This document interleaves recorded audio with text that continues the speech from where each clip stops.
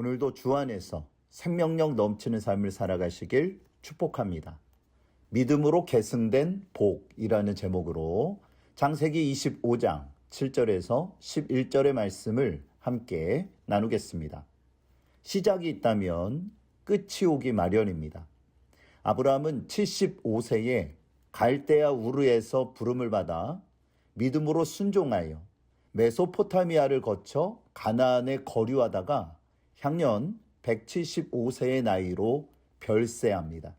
사명을 다하였기에 하나님이 불러가신 것입니다.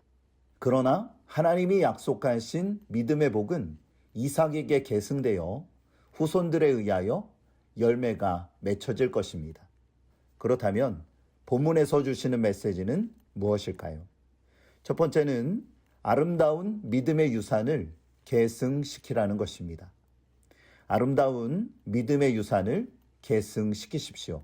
본문 7절에서 9절입니다.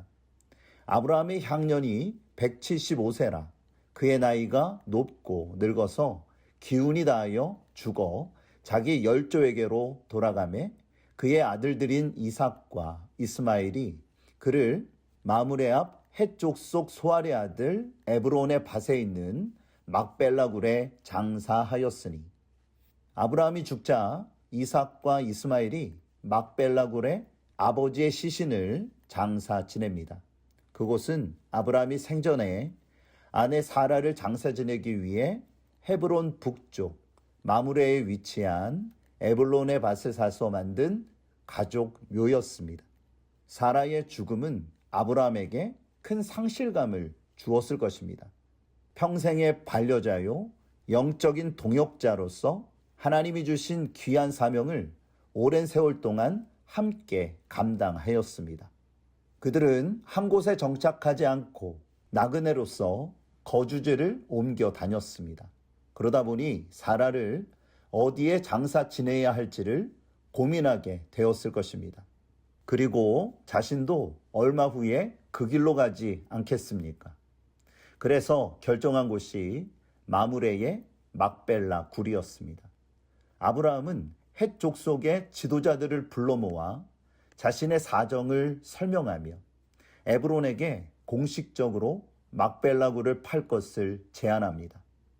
그러나 에브론은 만류하며 증여할 것을 시사했습니다.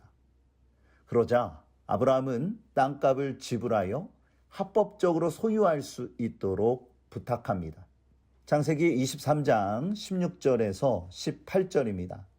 아브라함이 에브론의 말을 따라 에브론이 헷 족속이 듣는 데서 말한 대로 상인이 통용하는 은 400세겔을 달아 에브론에게 주었더니 마므레 앞 막벨라에 있는 에브론의 밭 곧 그 밭과 거기에 속한 굴과 그 밭과 그 주위에 둘린 모든 나무가 성문에 들어온 모든 헷 족속이 보는 데서 아브라함의 소유로 확정된지라.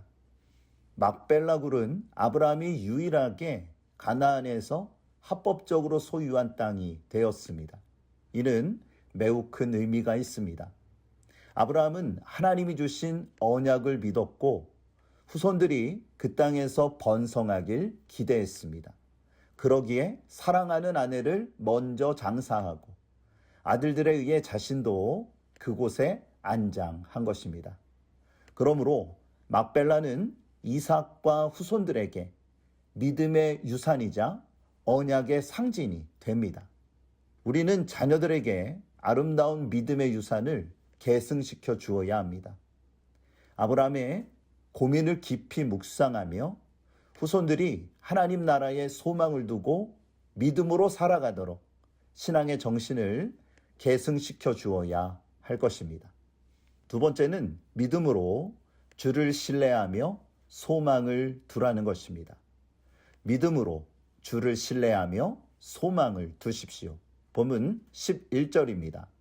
아브라함이 죽은 후에 하나님이 그의 아들 이삭에게 복을 주었고 이삭은 부엘라 헤로이 근처에 거주하였더라. 하나님은 아브라함이 죽은 후에 아들 이삭을 기억하셨습니다. 그는 언약의 정통 계승자로서 사라의 아들이었습니다.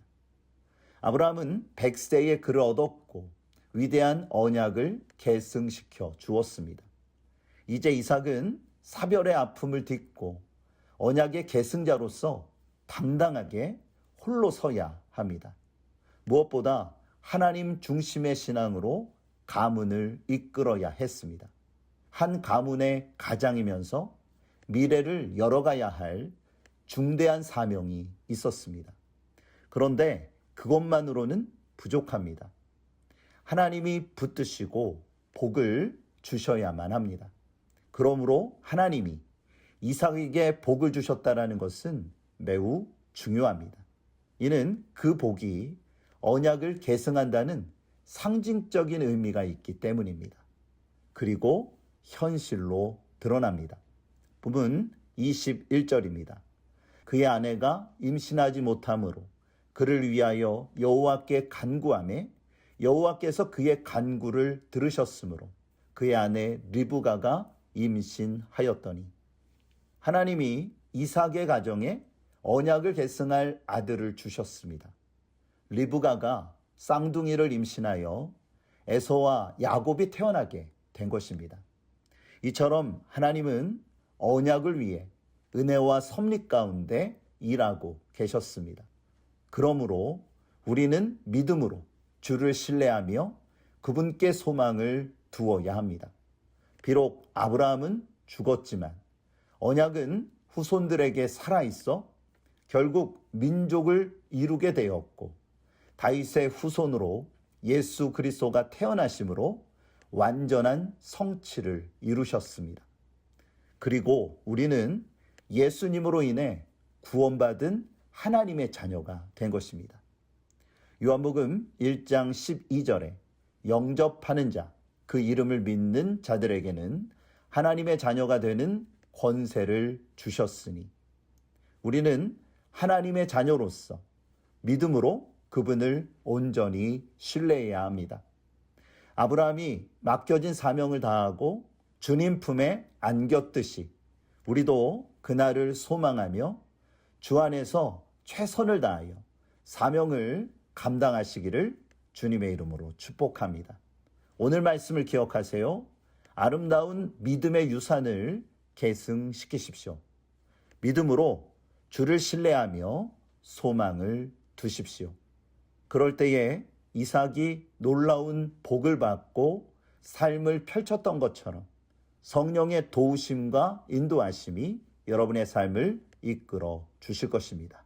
오늘도 위대하신 하나님의 역사를 체험하는 여러분의 삶이 되어지시기를 우리 주 예수 그리스도의 이름으로 축복합니다. 하나님은 여러분과 함께 하십니다.